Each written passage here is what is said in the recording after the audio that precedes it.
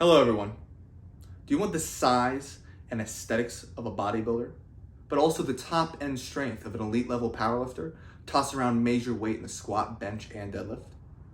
Well, today we're going to talk about power building, what it is exactly, and how to do it. All right, so in order to train for power building effectively, we have to understand what it is and where it's coming from. So in order to do that, we have to define a couple words. First is powerlifting. What is powerlifting? Well, it's a sport and it's a competition to determine who's the strongest in the squat, bench, and deadlift, right? We are training to increase our 1 repetition max strength in the squat, representing lower body strength, the bench, representing the upper body strength, and the deadlift, representing the entire body in your posterior chain, right? Now, bodybuilding, that is a combination of size and aesthetics. How do I look? What is the art of a human body and the muscles that it possesses, right? Training for hypertrophy, growing the size of the muscle, and then aesthetics, how can I diet down if need be, or how do I look as a whole? Proportions and symmetry and whatnot. Okay, so then when we're thinking about power building, well, that's really a combination of combining the two together. It's trying to be as strong as possible, just like a powerlifter, but also look good like a bodybuilder. Now that we have our definitions, we're going to take a look at powerlifting and bodybuilding separately, and then see the overlap where we can train power building the most efficient way possible. Let's take a look at powerlifting first. The goal, increase the 1 repetition max strength in our squat, our bench, and our deadlift. How do we do that? Well, first we're going to have to focus on those compounds. The goal of our training is to increase those compound lifts, so a lot of things are going to look a lot like our squat, our bench, our deadlift. So if we have accessories, they're going to be pause squats, they're going to be tempo benches, they're going to be things like deficit deadlifts as we're working out. Also, our focus on technique might be a little different than the focus on technique in bodybuilding. What we're going for here is to move the most amount of weight the most efficient way possible, right? So in bodybuilding, maybe we'd be focusing on the mind-muscle connection more. In powerlifting, we're focusing on how much weight can I lift. Now, we're still trying to increase hypertrophy because a bigger muscle is a stronger muscle. And of course, we're trying to increase strength. How much force can I output? Powerlifting too is not just squat, bench, and deadlift, but also the supporting muscles that work with a squat, bench, and deadlift, right? If I have bigger back, a bigger, stronger back, I'm gonna have more stability on that bench to press off of. So things like Pendlay rows, chin-ups, pull-ups, lat pull-downs, dumbbell rows, and things like that are going to apply to powerlifting because we need a bigger, stronger back. Now let's go over to bodybuilding here. The goal here is to increase muscle size, right? If you're building the body up, we have to increase the muscle size. Now there is a caveat to this, and that's to hold on to muscle during a deficit. So let's say you're prepping down to a show, well then I'm going to have to make sure I have adequate training, adequate protein, so I can hold on to as much muscle as possible while I'm losing that body fat. With bodybuilding, our lifts can be a lot different. There's gonna be compounds, machines, isolation. We're trying to also target individual muscles more than a muscle group that a compound lift like a squat does, right? So we might have focuses on hack squats, leg presses over something like a barbell squat in a true bodybuilding sense. The focus is also going to be on the pump, right? So instead of our powerlifting where our focus on lifting as much weight as possible, our goal here with bodybuilding is the mind-muscle connection, and we're also going to be feeling a little bit more of the pump that we get with higher rep ranges, 12 to 30 reps, where we feel like our muscles getting gorged with blood. Here's the caveat though, from bodybuilding and then also with powerlifting. The way we do both is almost the same. In order to increase hypertrophy, we have to get stronger.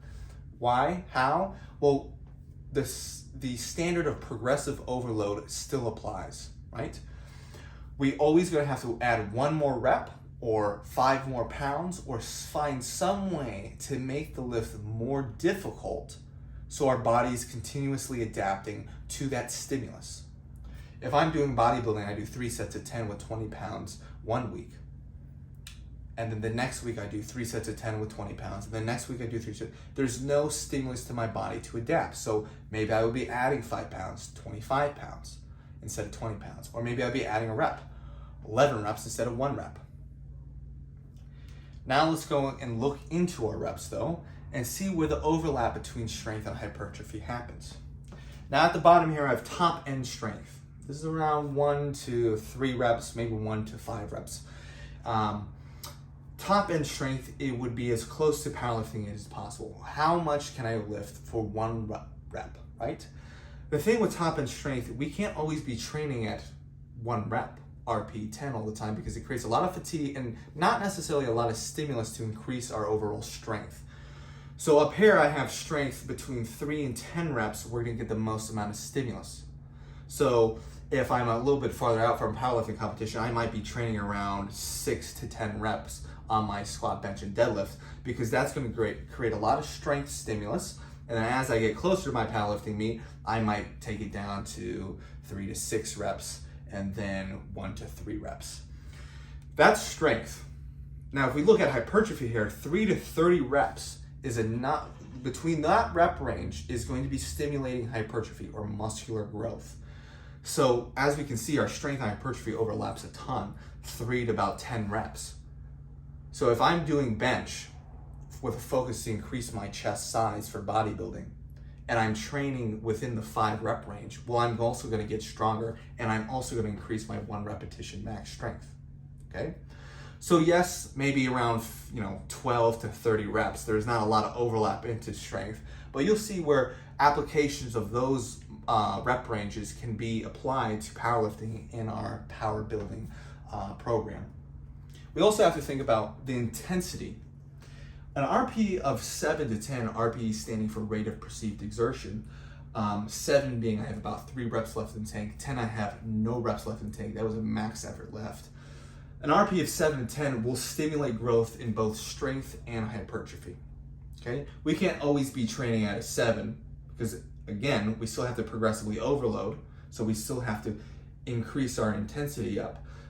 And that we can discuss more with periodization, one-on-one if you want to reach out to me at tankstrengthcoaching.com or tankstrengthcoaching@gmail.com. But that's where periodization would come in. Anyways, we still stimulate growth in both muscle and strength at an RP of 7 to 10. So there's a large overlap here. We have to get stronger for both, and we have to get bigger for both to excel in both. So what is the best way to go about that for power building? All right, now I'm gonna take you through an example session, week, and then our block monthly, or how I would periodize the power building cycle. First up, our training session. So this would be an example training session where we're trying to combine increasing strength like powerlifting and increasing size like bodybuilding. Okay, first would be our main lift. This would be our bench, our squat, or our deadlift. For example, here, this would be kind of a push or an upper body day. We're going to have bench. My rep range is going to be mainly focused on strength. So between 3 reps and at most 8 reps, strength focus. Then I would go into an accessory lift, like an overhead press that would help my bench press, right? So if I'm having a hard time mid-range of motion, I would do some overhead press to build up my shoulders and my triceps to help punch out and lock out my bench.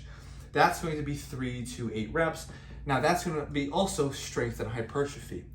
Now, whatever sets I do on the first 2 lifts, this is still stimulating my chest growth. This is still stimulating my shoulder growth. So the volume I do here has to be accounted for in my weekly volume that I do for my push movements and exercises, right? Then I would probably go into a supporting lift, something that would be training my back, training my bicep, something that acts to stabilize my bench. One of my favorites is going to be chin-ups. So again, 5 to 10, hypertrophy focus, and there's definitely going to be some strength gain if I'm training that 5 to 10 rep range. After that, my powerlifting aspect of the lift, of the session, then I would go into my bodybuilding. So then I'm focusing on like incline dumbbell presses, build up my upper chest flies, get that pump, And then like something like bicep curls gets bigger biceps too. Where this is where I'm focusing on bringing up some weak points in my physique so I can also get stronger and look better. And that is going to be 8+ reps, and hypertrophy is going to be focused here. This is what a typical training session might look like for someone who's training power building. All right, now that you know how to set up your training session, with powerlifting in the beginning of the workout and bodybuilding later in the workout, we're gonna look at how we set up our power building training week. So for example, of course, it's gonna be different based on the athlete I have, but in general, maybe it would look something like this. So Monday we're gonna start off with a bench, and we're gonna be focusing on upper body. Now this bench press is gonna be like our main focus bench, right? So this could be something like a competition bench press, maybe a certain pause bench press, but we're trying to go heavy here. We're trying to focus really in on our strength on the bench. And then our upper body accessory movements are going to help support that more. So things are going to be looking a little bit more bench-like than maybe they will at the end of the week when we're focusing more on bodybuilding. And the reason for this is because we're still getting a hypertrophy effect, but instead of doing, I don't know, a incline dumbbell chest fly, we're gonna do an incline barbell press, because it's a little bit more specific to our bench. Still getting great stimulus for chest growth, but is a little bit more specific to our main powerlifting movement. Same thing applies for Tuesday or our day 2. We're going to do our main squat movement. We're probably going to have a secondary hinge movement to help support our deadlift. Nothing that's overly fatiguing, so it's not like we're going to max out on our RDLs, but maybe we would be doing something like speed deadlifts or dumbbell RDLs, something that's inherently a little bit submaximal so we don't fatigue our deadlift later in the week, but at the same time still stimulate that movement, so the strength in that aspect and the muscles there so we can build and grow bigger in bodybuilding. And then we'll finish out that workout with some more lower body accessories, again focused on supporting the squat at the same time building muscle. Wednesday I would rest. Thursday we're going to go in our secondary bench. Now this bench press again is focused on powerlifting, so it might be a close grip bench or a block bench, a tempo bench or something like that, but is a little less specific than our normal competition bench press. And then these upper body movements might be a little bit more bodybuilding specific because we've already focused so much between Monday and the secondary bench day on Thursday on our powerlifting aspect. Now we're going to go into our bodybuilding. And again, that's still going to support our powerlifting. Even if I do, let's say, a machine chest press on Thursday, while I'm growing, I'm stimulating hypertrophy for my chest, that's going to carry over to a bigger muscle, which is going to carry over to a stronger bench press. Then Friday comes along, I'm going to focus on deadlifts, so I'm going to lift some heavy ass weight off the ground on the deadlifts, maybe a secondary squat. This secondary squat, sometimes I'll even program something like a hack squat. So I'm still training that squat movement, a little bit more of a bodybuilding specific movement though with a hack squat, but I'm still getting enough hypertrophy in the muscles that support the squat. And the same thing goes with the rest of those lower body accessories. And then Saturday, maybe I'm going to do a third day on maybe a lagging lift. Let's say I'm really having a hard time with my bench. Maybe I would do some dips, which is not a bench, but it has great carryover to a bench on my Saturday, along with all the trouble spots, right? I could be hitting back all the way throughout the week, but my rear delts is a problem for me on my physique. I'm gonna hit rear delts hard there, or I'm gonna hit shoulders hard there if I don't feel like my shoulders are brought up enough. Or let's say, my physique's looking pretty good, let me hit calves and abs for the rest of my Saturday. So that's generally how I would probably program out a training week. And we can look at the lift frequency here. I'm probably squatting 2 to 3 times a week, maybe benching 2 to 3 times a week, and deadlifting 1 to 2 times a week. And again, this is all person dependent, so I can give you general advice here, but I strongly recommend reaching out to a coach to help you really find the best program for you.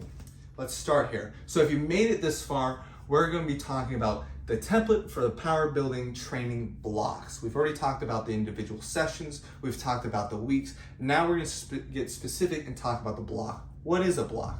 A block is a period of time where we have a focus on a specific goal, okay? So if I'm power building, my goal is always to get bigger, stronger, and more aesthetic. But during the different phases of the year or different phases of my goal, I'm going to be training a little bit different. So let's say at the end, let's say in 16 weeks, I want to do a powerlifting competition to see how strong I am. Well, I'm still going to be doing power building, but I'm going to start probably about week 16, maybe all the way up to week 8, but at least up to week 12. I'm going to be focusing on on GPP, or general physical preparedness. That's my ability to do more work, and my bodybuilding. So in this block, I'm trying to focus on increasing the volume, so more sets and more reps, which is going to stimulate more hypertrophy, more growth, and then it's also going to stimulate and work on my capacity to do more things. So if I build this big base of a pyramid, as I get heavier and more specific to a powerlifting meet, I will be able to handle much more intensity and load. So in order to do that, what I'm going to do is focus on the strength in the higher rep ranges. So my strength is I'm going to try and increase my strength in reps between 5 and 8. So it's still great carryover to my single rep top end strength, but I'm going to be training in the sets of 5 to 8 with my main SPD movements. I'm going to possibly focus on more reps than weight because that will help increase the amount of volume I'm doing. So if I do normally, let's say week 1, I'm doing 5 sets of 10 at 100 pounds on something. The next week I would do 5 sets of 11 at 100 pounds because that's more volume than if I did 5 sets of 10 at 105 pounds, right? So training volume is increasing. I'm trying to put on mass, I'm eating more, and I'm trying to do more work, right? So I'm also doing a lot more bodybuilding movements so I can see how I am building up my body for the physique that you desire. Now, let's say we get a little bit closer and we're 12 to 8 weeks out from a powerlifting meet because I'm doing power building, but I still want to compete. Now I'm going to get a little bit more strength focus in my strength focus block. So we're at least going to maintain the set volume. Our goal is to at least maintain the volume that we've built over the amount of time we were training in our bodybuilding and GPP block. But now we're going to be focused on increasing more weight instead of reps. So now I would be doing 5 sets of, probably 5 sets of 3 to 6, very strength focus. And as I'm starting out, 5 sets of 6, and I'm doing, let's say, 200 pounds. The next week, instead of doing 5 sets of 7 like I did in my bodybuilding block, I would do 5 sets of 6 at 205 pounds or 210 pounds. So my focus is on the weight more than the reps this block. The strength in the lower rep ranges I want to increase. So instead of 5 to 8, I'm doing maybe 3 to 6. I'm increasing my specificity in my squat, bench, and deadlift. So for the bodybuilding or GPP block, maybe I'd do bench and then I'd go to a dumbbell press and then I would go to a chest fly and yada yada. Well, this block I would probably do bench and then I would do an accessory movement that looks a lot like bench, or maybe something that has greater carryover like a dip instead of a dumbbell press. And I'm going to still try to at least maintain the mass I've built in this block, but the overall goal is still to increase the mass. It's still to trigger hypertrophy. It's still to get stronger, okay? So we're still really power building in this block. Now, if you don't want to compete for a powerlifting competition, you would be bouncing back and forth between these 2 blocks. Some blocks are a little bit more bodybuilding specific with some powerlifting in there. Some blocks a little bit more powerlifting specific, so basically a little bit more SPD specific with a little less bodybuilding thrown in there. But if I want to compete in powerlifting competition, I've been power building so well, and now I want to compete in powerlifting competition, I might enter a peaking block maybe 4 weeks out from that, where I'll decrease the amount of volume, so this way I can increase the amount of intensity, so I can transfer all that work I've been doing over these past 2 blocks into my top end strength, so I can increase the top end strength. We're going to get very specific in the movements, so other than maybe things like face pulls or things that will kind of keep our stabilizers and things healthy, we want to get away from more traditional bodybuilding movements and focus more on things that are going to have a direct carryover into our SBD. And we're going to reduce the amount of accessory fatigue, right? So let's say I love dumbbell presses, but I might eventually kind of drop them in the peaking block, and it's only for about 4 weeks, because that is going to create a lot of fatigue for my bench without the carryover like something like another like close grip bench or pause bench would have. And again, this is all person dependent. I might have an athlete be doing a lot of bodybuilding volume in this block because a peaking block might be too intense for them. So it's all person dependent. This is just a general frame of blocking. And at the end of the peaking block, we would do our powerlifting competition and probably start right back over with our bodybuilding and GPP blocks. Now, if this is a little too complicated for you, I would just take it back a step, go back to my power building training and template week, and then just kind of repeat those weeks up and up and up, up and up, without the focus so much on the block. But if you want to take your training to the next level, this is the kind of programming you have to do. And if it's a little bit beyond your understanding, I recommend working with a coach.